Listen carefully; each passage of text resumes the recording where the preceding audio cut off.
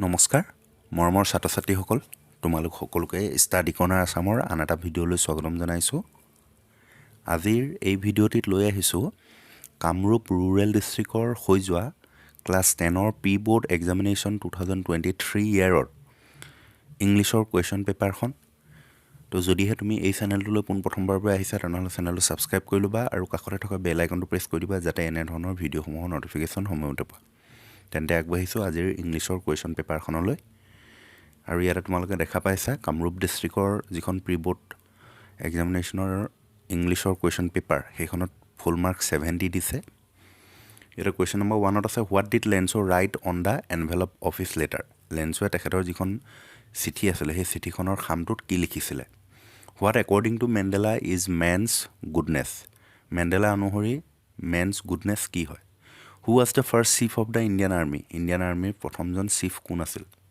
How many cups of tea are drunk across the world daily? প্ৰতিদিনাই সমগ্ৰ বিশ্বতে কিমান কাপকৈ চাহ সেৱন কৰা হয় বা খোৱা হয়? What was Valli's favorite pastime? ভাল্লিৰ আটাইতকৈ প্ৰিয় সময় পাৰ কৰাটো আটাইতকৈ কি প্ৰিয় আছিল? সময় পাৰ কৰি কি আটাইতকৈ ভাল পাইছিলে? কি কৰি ভাল পাইছিলে? Right, true or false আছে Mr. D. Clark was first sworn in as the first deputy president. এটো false হয় কাৰণ থাবু এমবেকিহে প্ৰথমজন আছিলে মিষ্টাৰ ডি ক্লাৰ্কজন দ্বিতীয় আছিল গতিকে এটো false. The Dhekabari tea estate is located in Lower Assam. এটো false হয় আপাৰ আসামত আছে ঢেকিয়াবাৰী টি এষ্টেটখন নেক্সট আছে why does the conductor call Valli madam কণ্ডাক্টৰজনে কিয় ভাল্লিক মেডাম বুলি কৈছিলে Next question is why did Lenso call the post office employees a bunch of crooks? Lenso post office employees hokolok kyo bunch of crooks buli koisile.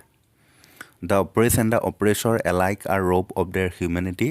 What makes Mandela say this? Next question is what are the animals that a visitor is likely to see in Kurk? 11 is give a brief description of the Dhekabari tea estate. 12 is a plague of locust would have left more than this. Explain the statement. Next 13 is what does Amanda yearn for? 14 is why does the poet want to live with animals? Who has composed the poem The Ball Poem? How does the tiger terrorize the villagers? Give a pen picture of the dragon. Next is how did Horace Denby become the assistant librarian in the prison? Or how did Osable get rid of Max? Next question is who is Griffin? What was Bill's real name? How did the author go to New Millions? Next 20 is sketch the character of either Griffin or the hack driver. Describe the lawyer's meeting with Lutkin's mother. Section D etu grammar section motorbur koijan tomaloke likhi lobo pariba. Rewrite the following sentences using the correct tense of the verbs given in brackets. It is time you go home. Etu past indefinite hobo. It is time you went home. The Prime Minister of India arrive in Assam tomorrow. The Prime Minister of India will arrive in Assam tomorrow hobo. Next is since the voice my umbrella has been stolen. Eto someone has stolen my umbrella. I know your parents very well. Eto hobo your parents are known to me very well. Next change the form of narration of the following sentences. Narration koibot se Raju told me that he would meet me the next day.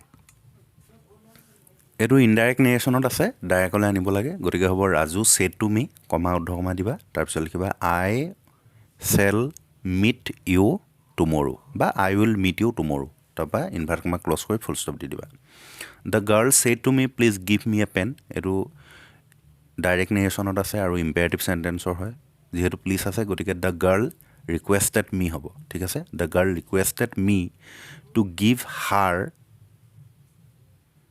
a pen thik ase the girl requested me to give her a pen next combine the following pairs of sentences into a single sentence combine koribo lage the boy is not brave the boy is not intelligent etu hobo the boy is neither brave nor intelligent this is my friend his name is John etu hobo this is my friend comma John but this is my friend whose name is John enege likhibo pari Next is correct the errors in the following sentences.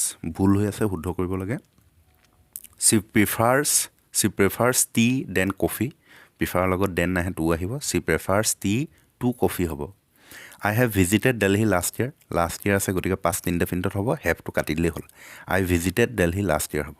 Have to লিখিব নালাগে. Next, frame sentences to illustrate the meaning any two. যিকোনো দুটা বাক্য ৰচনা কৰিব লাগে. Look after মানে হৈছে তোমাৰ প্ৰতিপালন কৰা, ডাঙৰ দীঘল কৰা তেনেকুৱা বুজায়. Sankardeva was looked after by his grandmother. সেইটো লিখিব পাৰা. Run over. He was run over by a truck. Red letter day মানে এটা অতি স্মৰণীয় দিন. ঠিক আছে? অতি স্মৰণীয় দিন বা বৰ এটা স্পেচিয়েল এটা বিশেষ দিন তেনেকুৱা ধৰণৰ বুজাবৰ কাৰণে ইউজ হয়. গতিকে এইটো ৰেড লেটাৰ ডেটো চেণ্টেন্স লিখিব পাৰা. 15th August is a red letter day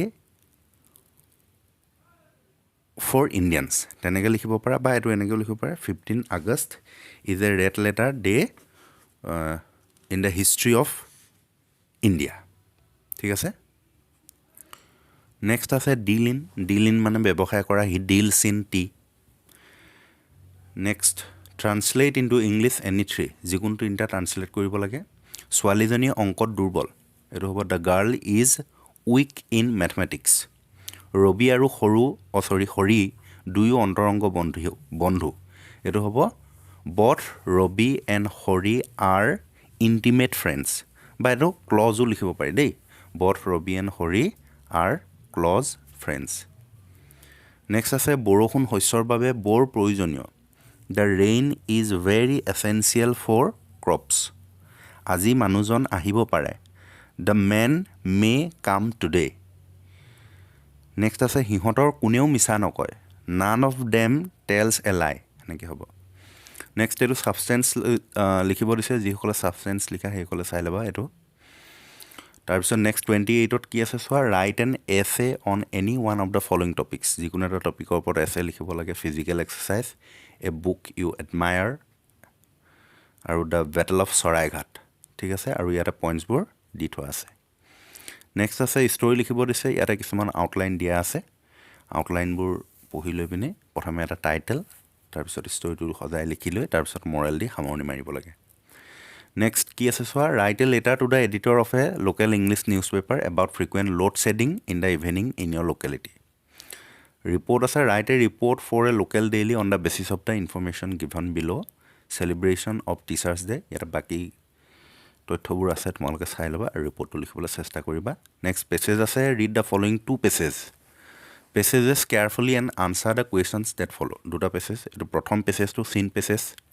the river Kaveri obtains its water from the hills and forest of Coorg. গম পাইছে কুৰ্ক পাথটোৰ পৰা দিয়া আছে. গতিকে what are the sources of water of the Kaveri river. What bounds the waters of the river Kaveri. What do squirrels and লেংগুৰ্ছ do. How do the river give pleasure to the elephants. ইয়াতে ধুনীয়াকৈ আছে পেছেজটোতে, তোমালোকে পাৰিবা এইটো. তাৰপিছত about 50 years before the birth of Jesus Christ there was a great Roman general named Julius Caesar. He was very popular with the common people of Rome because of his victories over the enemies of Rome. He had extended the power of Rome to the English Channel in the northeast and had even invaded Britain.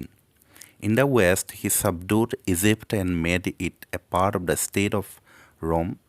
His victories made him the most powerful man in the state, and there were many Romans who were jealous of him. Who was Julius Caesar? Why did the common people like Caesar? How far did Caesar extend the power of Rome in the northeast? Which word in the passage means envious? এইখনেই আছিলে আজিৰ ইংলিছৰ question পেপাৰখন. যদিহে ভিডিঅ'টো ভাল লাগিলে like কৰি দিবা আৰু বন্ধুবৰ্গলৈ শ্বেয়াৰ কৰি দিব নাপাহৰিবা. ধন্যবাদ. দশম শ্ৰেণীৰ ছাত্ৰ ছাত্ৰীসকলৰ বাবে ভাল খবৰ, কিয়নো ষ্টাডি কৰ্ণাৰ আছামৰ তৰফৰ পৰা ক্লাছ 10ৰ ইংলিছৰ এখনি MCQs আনচাৰ বেংক প্ৰস্তুত কৰি উলিওৱা হৈছে, যিখনত তোমালোকৰ চিলেবাছ ইনক্লুডিং সকলোবোৰ চেপ্টাৰৰ পৰা 1000+ MCQ চলুশ্যন পাবা. লগতে গ্ৰামাৰৰ 3টাকৈ টপিক ক্ৰমে ডিটাৰমিনাৰ্ছ, প্ৰেপজিশ্যন, ভকেবুলাৰী ইয়াৰো তোমালোকে প্ৰশ্ন উত্তৰ পাবা. আৰু এইখনত যিখিনি প্ৰশ্ন আছে গোটেই প্ৰশ্নবোৰ পাঠৰ মাজৰ পৰা কটা হৈছে. গতিকে তোমালোকৰ পৰীক্ষাত কমন পৰাৰ খুব বেছি চান্স আছে ইয়াৰে পৰা আৰু ইতিমধ্যে যিমানবোৰ ডিষ্ট্ৰিক্টৰ প্ৰি ফাইনেল হৈ গৈছে সেই প্ৰি ফাইনেলৰো MCQsবোৰ ইয়াৰে পৰা কমন পৰিছে গতিকে যদিহে তোমালোকে এইখনি পাৰচেছ কৰিব বিচাৰা তেনেহ'লে 50 rupees পে'মেণ্ট কৰি পে'মেণ্টৰ স্ক্ৰীনশ্বট আমাৰ হোৱাটছএপ নাম্বাৰত প্ৰেৰণ কৰিব লাগিব আৰু আমাৰ হোৱাটছএপ নাম্বাৰত স্ক্ৰীনশ্বট প্ৰেৰণ কৰাৰ লগে লগে তোমালোকে ইবুকখনি অৰ্থাৎ PDF আকাৰৰ যিখন কিতাপ সেইখন তোমালোকে হোৱাটছএপত লাভ কৰিবা আৰু বাকি পে'মেণ্ট ডিটেইলছ তোমালোকে ডেছক্ৰিপশ্যন চেক কৰা ধন্যবাদ